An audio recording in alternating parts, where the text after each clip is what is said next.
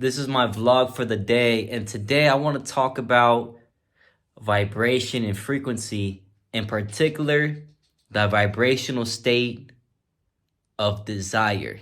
Something that I really want to work on is working on managing my own sexual desires. Now, for a man, when we wake up in the morning, we have this great sense of sexual energy every single morning.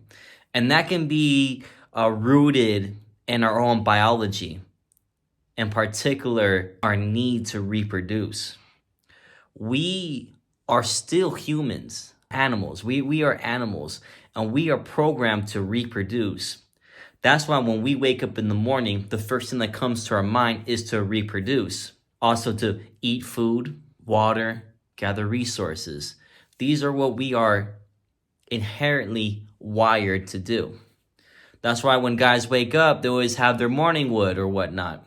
Now, my desire goes a bit deeper than that. Almost every single morning when I wake up, I'm in a state of desire, wanting, in particular, love. I wake up every day and I just dream of waking up to my future wife in my bed. Every single morning, almost every single morning. And it prevents me from getting out of bed right away. Sometimes I can be laying in bed for an hour, hours even sometimes. And I realize that this is one of my weaknesses. Also, if you're constantly thinking about something and you're in that state of desire, then these things do not manifest into your life because you're always chasing it. You're chasing it and you're chasing it and you're chasing it. And it never gives the universe space to manifest this into your life. This is one of my main things I want to work on for this month is to work on my desires. And also, if you look at the frequency chart, look it up, frequency chart, you'll see a whole list of different emotions and states of vibration and frequency. And you'll see that desire is one of the lowest frequencies on the chart. It's incredibly low. Now, what we always like to talk about is we want to operate at the highest level of vibration possible. We want to be at the very top of that frequency chart. But if we're in a state of desire, then we're going to continue to vibe low. Your desire is also where depression comes into play. Desire is also where all the suffering really comes from. The desire to be loved, the desire to have nice things, the desire for this, that. Desire is always seeking something outside of yourself. I think the Buddha or the Dalai Lama always says to remove all suffering from your life, you just have to remove desire. Remove your desires. Desires are different than goals or things you want to achieve or accomplish. Desire is craving for something. And if you're not in control of your desires, then your desires can be in control of you. This is why this is so dangerous. This is why people fall into bad relationships. People fall into addictions. The desire to be loved. They get on drugs, they smoke weed, they do heroin, they drink alcohol because that releases dopamine into their brains and they're getting that desire. They're filling that little tiny hole, that little void in their heart.